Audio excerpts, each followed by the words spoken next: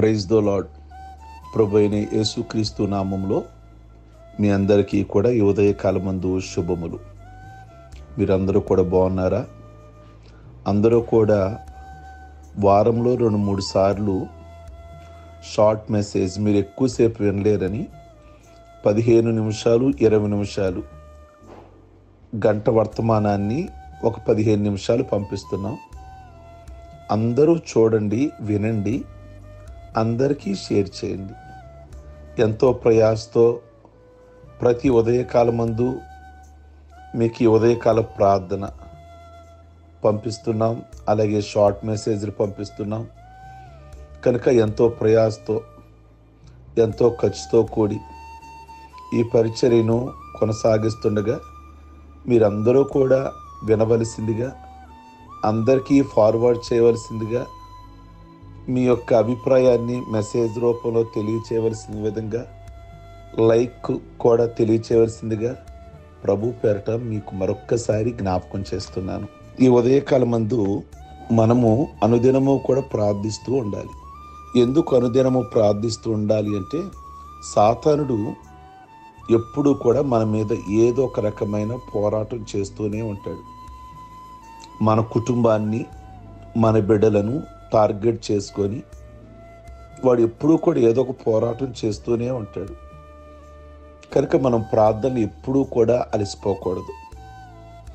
అయితే నీ వానితో చేసే యుద్ధంలో వాడు ఓడిపోయినప్పటికీ వాడు మరలా నీపై దాడి చేస్తూనే ఉంటాడు. ఈరోజు ఏదో సమస్య పెట్టాడు సాతానుడు, మీరు 3 దినాలు 7 దినాలు లేక అనుదినము ప్రార్థిస్తూ వాడి పోరాటాన్ని జయించి నెమ్మది పొందుకున్నారు. అంతటితో అయిపోలేదు. మళ్ళా వాడు ఎల్లుండి వస్తాడు, ఏదో ఒక రకమైన సమస్యతో వస్తాడు. వాడు అలిసిపోడు. ఎప్పుడూ కూడా వాడు ఓటమిని జీర్ణించుకోలేడు. మరలా ఏదో ఒక విధంగా నీ మీద గెలవాలని. కనుక మనం 3 దినాలు 4 దినాలు ప్రార్థన చేసి ముగించడం కాదు, అనుదినము కూడా ప్రార్థిస్తూనే ఉండాలి. వాడి మీద జయం పొందాలి అంటే ఈ ఉదయకాలం ముందు ప్రతి గృహములో ప్రతి దేవుని బిడ్డలారా మీరు గమనించండి. నేను చిన్న ఎగ్జాంపుల్ తెలియజేస్తాను. పరిశుద్ధ గ్రంథంలో ఒకరోజు ఇశ్రాయేలీయులు కనాను యాత్రలో ఉన్నారు. రెఫీదీము దగ్గరికి రాగానే దేవుని ప్రజలైన ఇశ్రాయేలీయులని అమాలేకీయులు ఎదుర్కోవడానికి వచ్చారు. వాళ్ళతో యెహోషువ యుద్ధం చేస్తూ ఉన్నాడు. ఆ కొండ మీద మోషే ప్రార్థిస్తూ ఉన్నాడు. మోషే ప్రార్థిస్తూ ఉండగా చేతులెత్తి ఇశ్రాయేలీయులకి అమాలేకీయుల మీద జయం కలుగుతుంది. మోషే ప్రార్థిస్తున్నాడు గనక ఇశ్రాయేలీయులకి అమాలేకీయుల మీద జయం కలుగుతుంది. అది విన్న మోషే ఎత్తబడిన చేతులు దించేసి ప్రార్థనలో కాస్త డౌన్ అయ్యాడు. ఎప్పుడైతే ఇక్కడ ప్రార్థన తక్కువైందో వెంటనే మరల అమాలేకీయులు పుంజుకున్నారు. అమాలేకీయులు అనగా సాతానుడు మళ్ళా దాడి చేయటం ప్రారంభించారు. ఇక మోషేకి అర్థమైంది ఏమంటే, ప్రార్థన ఎప్పుడు తగ్గిందో, చేతులు ఎత్తడం ఎప్పుడైతే తగ్గిందో మరలా వాడు మన ప్రజల మీద, మన కుటుంబాల మీద సాతానుడు అనబడి అమాలేకీయులు దాడి చేస్తున్నారని, ఇక వాళ్ళని సమూల నాశనం చేసే వరకు కూడా ప్రార్థన ఎక్కడ తగ్గలేదు మోషే. ప్రియ దేవుని బిడ్డలారా, వాడి స్థలాలు జయించే వరకు మనము, ఆ స్థలాలను మనం స్వాధీనం చేసుకునే వరకు మనము ఏ మాత్రమైన అలసిపోయాము అంటే వెళ్ళిపోయినట్టే వెళ్ళిపోతాడు, ఓడిపోయినట్లే ఓడిపోతాడు, మళ్ళా తిరిగి వచ్చేస్తాడు వాడు. కనుక ఈ ఉదయకాలం మందు మనం గమనించాల్సింది ఏమిటి అంటే, మనము కనబడే విజయాలు మన ఆత్మీయ పోరాటం మీదే ఆధారపడి ఉంటాయి. మన కనబడే పోరాటాలు, విజయాలు మన ఆత్మీయమైన జీవితం మీదే ఆధారపడి ఉంటాయి. ప్రార్థనా గదిలో మనం సలిపే పోరాటం భౌతికమైన పరిస్థితులలో మార్పులు తీసుకొస్తాయి. మనం ప్రార్థనా గదిలో చేసే ప్రార్థన ఈ భౌతిక ప్రపంచంలో అనేకమైన విజయాలను తీసుకొస్తుంది. కనుక గమనించండి, ఎల్లప్పుడూ కూడా అప్రమత్తంగా ఉండాలి, ప్రార్థనలో పోరాడాలి. యుద్ధం అయిపోలేదు కనుక ప్రార్థన ఆపడానికి వీల్లేదు.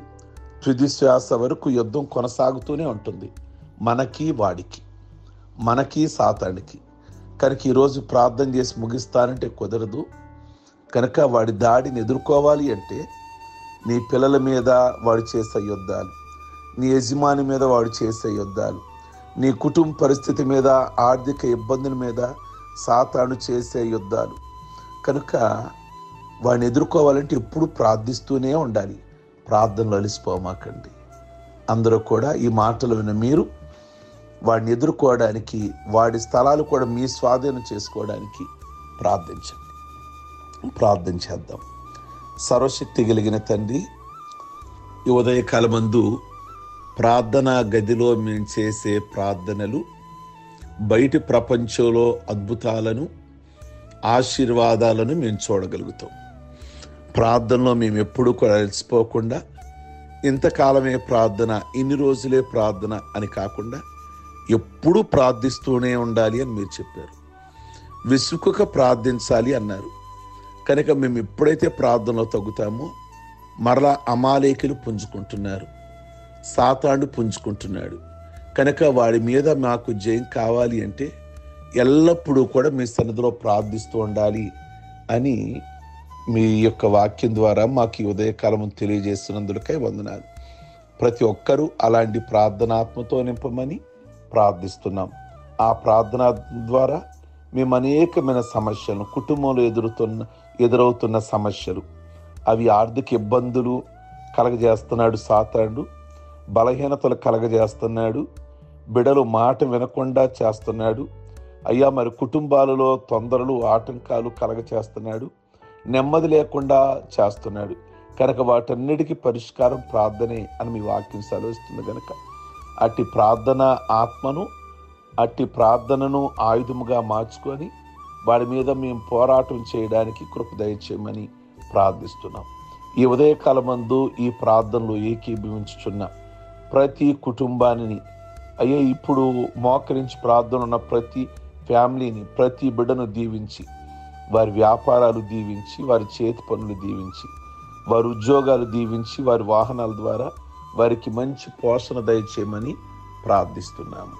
ప్రత్యేకంగా ప్రభువా, ఎవరైతే బలహీనులుగా ఉన్నారో వారందరికీ ఉదయకాలమందు, ఎవరైతే నాయన దీర్ఘకాల వ్యాధిగ్రస్తులుగా ఉన్నారు, ఎవరైతే హాస్పిటల్లో ఉన్నారు, క్యాన్సర్తో బాధపడుతున్నారు, ఇంకా మిగిలిన రోగాలు, బాధలు, బలహీనతలు వారిని వేధిస్తున్నాయో అట్టి మరణకరమైన రోగాల నుండి కూడా విడిపించి వారిని మీ సాక్షులుగా నిలబెట్టుకోమని ప్రార్థిస్తున్నాం. అందరి కుటుంబాలలో నెమ్మది కొరకు నాయన, భార్యాభర్తల మధ్య సమాధానం కొరకు నాయన, అయ్యా తల్లిదండ్రులు పిల్లలకి సమాధానం ప్రభువా మీరు దయచేయమని ప్రార్థిస్తున్నాం.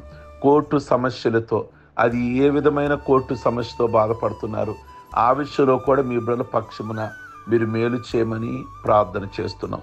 అలాగే ఈరోజు పెళ్లి రోజులు, పుట్టినరోజులు, బాప్టిజం పొందిన రోజులు చేసుకుంటున్న బిడ్డలందరినీ దీర్ఘాయుష్వంతులుగా చేసి మంచి ఆరోగ్యం దయచేసి, అయ్యా జీవించిన సంవత్సరాలు అధికం చేసి మీ కొరకు జీవించడానికి, మీ పని చేయడానికి సహాయం చేసి ఘనత, మహిమ, ప్రభావాలు పొందమని యేసు నామములో అడుగుచున్నాం తండ్రి.